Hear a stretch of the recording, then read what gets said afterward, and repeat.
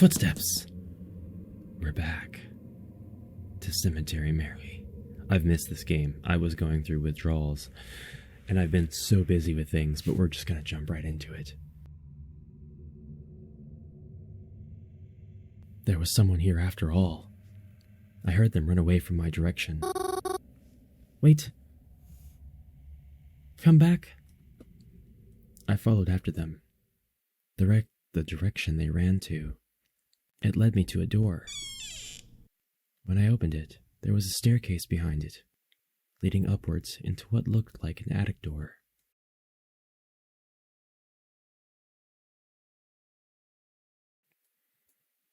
Well, there's only one thing to do here. I climbed up the stairs and I opened the attic's sole door. Upon reaching the top, I was confronted with another open doorway. Light was leaking through it. Was there a window up here? I walked closer, turned the corner, and then... Oh, no. I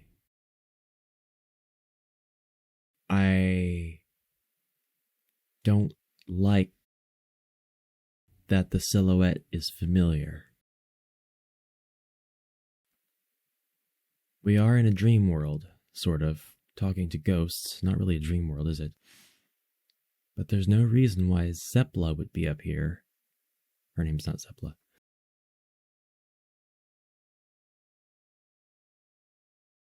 We'll take them down. I have to, whoever you are. I took a step forward and reached my hands up to Zapara. Boo! I stumbled backwards and fell onto the floor. Ha ha ha! What? So they've pranked Mary. She wasn't. Oh my god. Zapara. Dude, that was so fucking funny. Oh my god. You should see the look on your face right now. I got you so good, dude. That's it. There's no third chance for you. Oh no, I knew it. Mary. Sniff. Whoa. Yeah, you done goofed. I started to sob. Bawl. Quite loudly. And embarrassingly. Zapara tried to talk to me, but I was too wrapped up in my own tears. I heard heavy thumps and faint "Hey, what's going on?" as Croven and Theodore found their way up to the attic to meet us. When they saw me, both of them seemed shocked and upset, and quickly diverted their attention to Zapara. Nope, you don't get to do that. Hey, what the fuck happened? The hell did you do to her, Zapara? Ugh, it wasn't even anything. I just pretended to hang from the noose. We gave her a little spook when she got close. She's the one making a big deal out of it. Yeah. Dude, what the fuck? Not cool, dude. That wasn't the prank we agreed upon, asshole. You think you can just do whatever you want? Yeah, I do. Because I can. Ugh. This shit's fucking stupid. I didn't do anything that bad. Well, shit, you didn't do anything that bad. Too fucking far, Zap. Ugh, whatever. Do you want me to say I'm sorry? Is that all you want to leave me alone? Mary, wait. I ran out of the attic. In fact, I ran all the way out of the house and kept running down the street until I got back to the more familiar areas of the city. I was nice to Croven. I made choices that resulted in him not being embarrassed, and he does this. Tears blurred my vision, but I kept running. I think I was just being fueled by my emotions at this point. I didn't want to think of any of them. Enough is enough. I tried so hard to be nice, to be polite, to be their friend, but it was clear to me now that that could never happen. I could never be friends with people like this. People like And to think Croven continues to be friends with them. It's no wonder he's been so mean to me lately. And as all this was going on in my head, I still kept running. And running and running and running until I bumped into somebody. So, that's quite the development. That's not at all what I expected. I really figured that we were going to be investigating a haunt. And yet it was all a disgusting prank. Am I bumping into one of the other two branch characters? Whoa, is everything all right? That voice. Is it Mr. Whitehair? Yes, it is. Reginald. I've seen nothing spoilered, but like I've seen art by the creator of Reginald now, and he's just, another character in the pictures I've seen, just kind of hanging out. And I think, I'm not sure what the age difference is here, or if he's not a minor himself. It's easy to kind of see him portrayed as being older, and I get that feeling myself, that he's a bit of an older character, but I think that he's got a bit of a crush on our Mary. And I don't anymore think that he's any of the... I don't think he's a suspect myself now. That's not to say that he's not, and I'm not telling you anything that I don't know. I'm just speculating at this point. But I now think that it would be okay to trust him. Are you okay? Huh? Oh, sorry, I'll get out of your way. Well, wait just a minute now. You seem awfully worked up. What happened? No, it's okay. Don't worry about it. Not worry? Look at you. You're a mess. Sorry, that probably wasn't the right word choice, but you're clearly very distressed. Do you want to talk about it? No, it's fine. Poor Mary. I'll just go home. Mary, would you come with me? Huh? Why? Well, I was actually on my way to a little place that calms me down, but I think you could use a trip there too. The graveyard? Oh no, that's okay. Please, you really don't have to worry. I'll be fine. I would feel a lot better if you came with me. Please? Alright, I'll come with. Reginald gave me a soft smile after I said it. Thank you. I very much appreciate the company. Come, follow me. Even though he said, follow me, Reginald grabbed me by my wrist and began to guide me down the sidewalk. I was a bit confused on the direction we were going, though. It's this way? I didn't think there was much of anything on this road. Well, it's a bit of a secret, but that's part of what I like about it. If it gets too popular, then that'd ruin the very peaceful atmosphere they have. I think it's better if less people know, but I think I can trust you not to tell anyone about it. Oh, all right. I kept walking with him, and eventually we reached a more desolate area of the city. There was no one walking the streets, and all of the windows of the buildings we started to pass were all dark. No one had any of their lights on. There were no cars in the street either. It was strangely barren around here. Say, what street are we on again? Are you sure we're going in the right direction? Yes, no need to worry. We're almost there. Okay. Then, at a certain point, Reginald stopped walking. He looked down into a dark alley, and then walked into it. Well, aren't you coming? I felt pretty weird about walking down into an alley. I just vouched for this guy, kind of. And now I'm not so sure. With no one around, on a street I'm unfamiliar with, but he was waiting there for me. We're gonna save, guys. We're gonna save.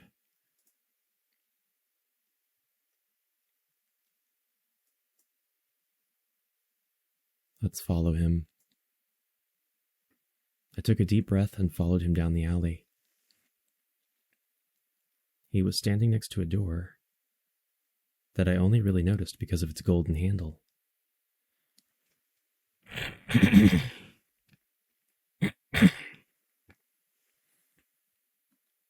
He raised a finger to his lips, as if to say, "Shh." And then he opened the door. Oh my.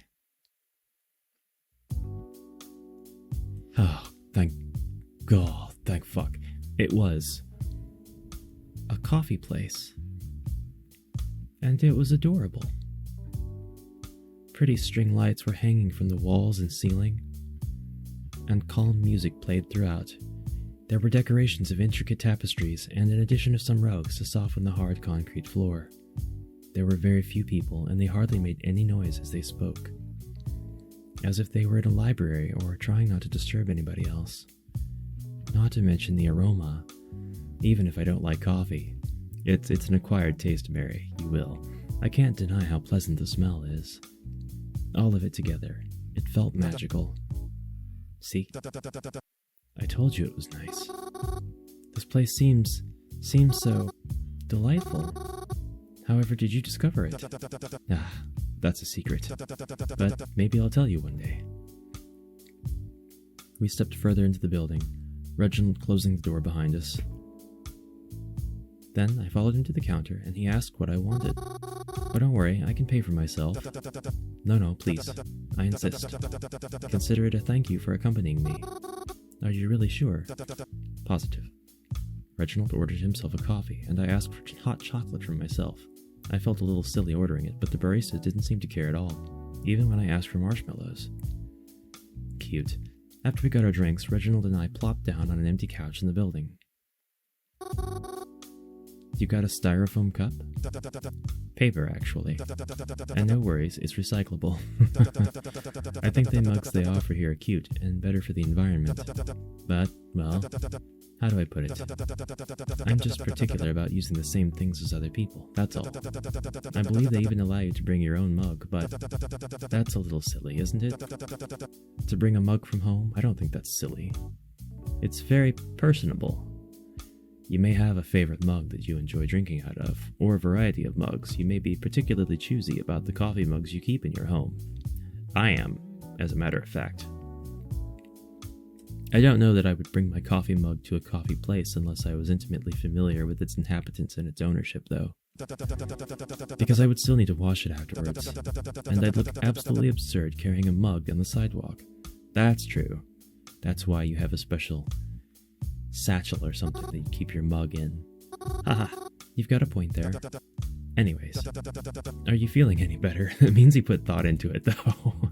He sat at home wondering. He probably even grabbed the mug out of his cabinet and had a few thoughts before heading out the door, and then decided, wait, what am I doing? Oh, who? Me? Yeah, I guess so. I'm not crying anymore, so that's a good thing. I think. Thank you again for bringing me here. No need to thank me. So, I know I keep interrupting the game, but observations are just, they're screaming here. I was trying to be nice to Croven and hang out with his friends. The first time we went out, I ran into Twyla. And now this time I'm running into Reginald. Twyla and Reginald are both route characters, that is, I could have chosen options, 1 out of 3, that would have led me to hang out with either Croven, Reginald, or Twyla. And so I'm wondering how the stories converge when you are hanging out with Reginald. Do you get interruptions from Twyla and then Croven? Do you get interruptions from Reginald and Twyla when you are hanging out with Twyla? Did I say that in the right order? My mind went blank for a second there. Back to it. I'm just glad you're feeling better. But if it's okay to ask about now, what had gotten you so upset in the first place? Well, I guess it's okay to talk about, especially since you wouldn't know these people anyways. Where do I start though? Well, I spent a lot of time with my kinda cousin, and I recently met his other friends. I told Reginald all about what had happened since I first met them. I don't know why. It was like I had to start with one thing, but then that led into all the other things too.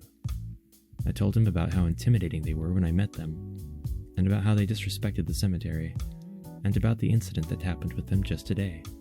Already, I was trying to block it from my memory, and Reginald listened, nodding along as I talked.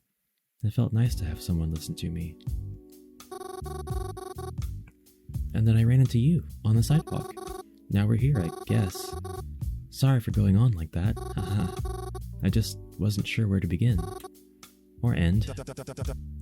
Why are you apologizing? I'm actually very happy you told me. It's not good to always let things weigh on you. You know, Mary, I must admit, I am not at all a violent person. But, oh, how I wish I could teach those dolts a lesson right now. He really held himself back. He really edited his vocabulary there to describe them. Where do they get off thinking that kind of behavior is all right? No, it's okay. I won't hang around them anymore. But at least I tried, right? That's all you can do in this life. Try. But yes, don't worry about people like that. They clearly can't appreciate a good thing even when it's right in front of them. Thank you. That's very sweet of you. And it means a lot to me, too. Just then, I had received a text message. I took out my phone. Croven had messaged me. Mary, where'd you go? You're not at the cemetery. At least I don't see you here. I'm not quite done with Croven's route. I don't really want to hang around his friends anymore, but I think that there's still a way to get a good completion to Croven, and I'm trying to figure out which one of these options. I'm not there. Actually, I put my phone away without responding to him. I wonder if I would have gotten that option no matter what. Reginald, are you busy? No, not really.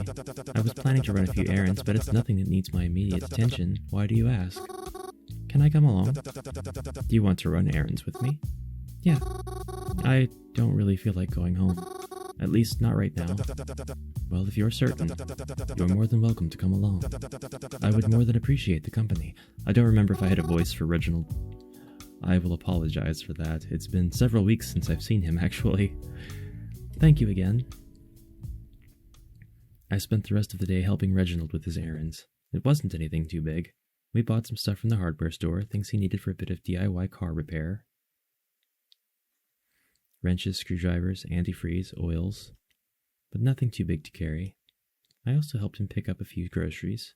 He was running low on milk and eggs, but he picked up some strawberries too before they go out of season. It wasn't anything too exciting, but it was nice to be able to do something simple with him and enjoy completing these simple tasks with someone who wasn't trying to trick me or make me cry. Before we knew it, it started to get dark. I told Reginald I ought to get going. Get home safely then, all right? I promised him I would, and then went to catch the next bus home. Well, at least my day wasn't completely bad. Or at least, that's what I thought initially. Oh no. But once I made it home and opened the door to the cabin, someone was waiting there for me. Croven. And he was not happy. About fucking time you got home. We've got some animation here. Mary is not happy herself. Where the hell were you? You didn't answer any of my fucking texts. Of course I didn't. I'm mad at you. You're mad at me? I'm the one who's supposed to be mad here. Do you have any fucking idea what could have happened to you? Can't be any worse than what you and your friends did to me. Ugh. Is this really what this is about? Get the fuck over it, Mary. Wow, Croven. You all just wanted to make fun of me. We're gonna give him the business. He's gotta come in. Seriously? It's not like I can fucking control every little thing they do. You should know how they are by now. Besides, what they do isn't my fault, so I don't know why the fuck you're getting so fucking mad at me. Because you let them do it. You never say anything. Maybe they'd stop if you didn't keep letting it happen. Hey, don't start turning this back on me. Maybe if you weren't such a sensitive crybaby, we wouldn't be having this problem. You're making fun of me again. I think that might be the most reasonable, mature way to handle this. I'm not quite sure.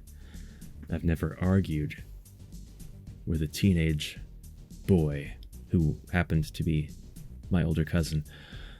who was also like an emo.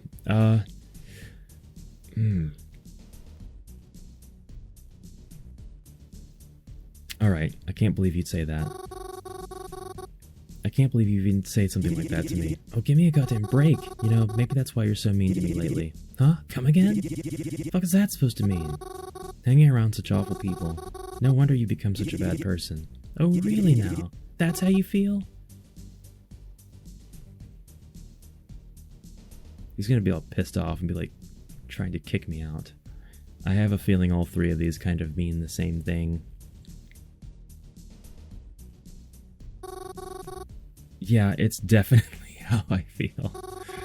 I don't know at what point you stopped, but you definitely aren't a good person anymore. I don't know who this person is, but the Crovan I know would have never been so cruel. The Crovan you know ain't that rich. Let me tell you something. The Crovan you knew died with the other fucking Corvisons. Crovan! You can't say that. I'm so over this already. If you really hate me that much, why are you even still here? I can't believe this shit. Doesn't matter. That's not how it's gonna go down. Then maybe I should just leave if that's how you feel. Maybe you should. Take all your stupid fucking baggage with you. Crovan stormed off after that. I went the other way and marched upstairs. I felt like crying all over again, but I think I used up all my tears for the day. I was going to text the number again, because, well, it's what I always do before I go to bed. But when I opened my phone, I was surprised to see I had a few messages from someone else. It was Twyla. I hadn't really seen her since that night at the club. Hey Mary, I know it's late, so I don't blame you if you're already in bed, but I figured I'd ask you anyways, since it's not overly time sensitive. I'm going to be at the library tomorrow, looking for anything I can find that might help with our town's little problem. I figured you could come and help me research, if you're up for it. Yeah, I can come help. I think that's a really great idea. I'll be sure to be there first thing tomorrow. Well, I don't know if I'll be there that early, but I'll be sure to see you there. I had agreed to meet with Twyla. Maybe part of me did it in spite of Crovan, but it would be a nice distraction, I think. A distraction from all the bad stuff that happened today, and I wouldn't have to think about it tomorrow. When I got up next morning, no bad dreams, I hurried myself out of the house. I wasn't even sure if Crovan was still home, but I wasn't going to stick around long enough to find out. I headed to the library as quickly as I could that morning, and even though Twyla said she wasn't going to be around so early, she was still there when I arrived. Twyla, you're already here? Oh, hey. Yeah, I'm here. I thought you said you wouldn't be here so early. I don't think it's super early, but that's not the point. You're here to help me with research, right? Oh yes, of course. Just tell me what I need to do. I'm gonna need you to fetch some books for me. Twyla handed me a list of books she needed. I worked in the library before, so I know they're here. I just want you to pick a few up for starters. Alright, I think I can do that. Yeah, I should sure hope so. I took Twyla's list and began to grab the books for her. There were a few psychology books, but also some filled with, like, periodicals? Is that how you describe it? I don't know. But what I did know is that if I kept carrying so many books at once, I'd topple over. It's happened before. I began to hand them over to Twyla. She seemed very focused as she took the books from me. Sometimes, when I'd hand her a book, she'd slide one over to me with the pages open. I would close it and go return it on the proper shelf. It was only after a few books that I realized she was probably anticipating I read the passages she had opened to. Oh well. I kind of just continued fetching her books and shelving them back again, absent-mindedly. It just seemed like the best thing for me to do, to be able to help. I doubted I would understand the information as well as she did. I am, well, not the brightest at times. You're distracted. Huh? Am I? You certainly seem a bit out of it. Is everything alright? Well, what is this? So now we're getting to hang out with Twyla. Past her introductory scene.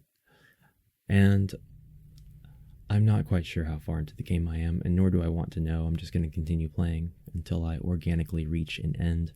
The last Cemetery Mary video I put up, I didn't hardly get any views at all, but that's okay. I don't mind. I really enjoy this, and I want to declare that this is definitely something that I love having on the channel. So, you know, it doesn't matter to me if it gets just one view. None of that's ever going to matter. This is something I'm going to finish to completion. But it's been a complete joy to like try to dissect what's going on and try to get into the characters' heads. They're immediately fandomable.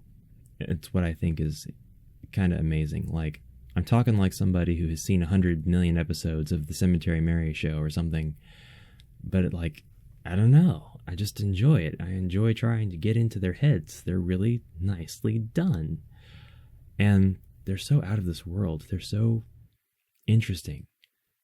I mean, we've got Crow, Owl, whatever Reginald is supposed to be. I think they're just supposed to be humans, but you know what I mean.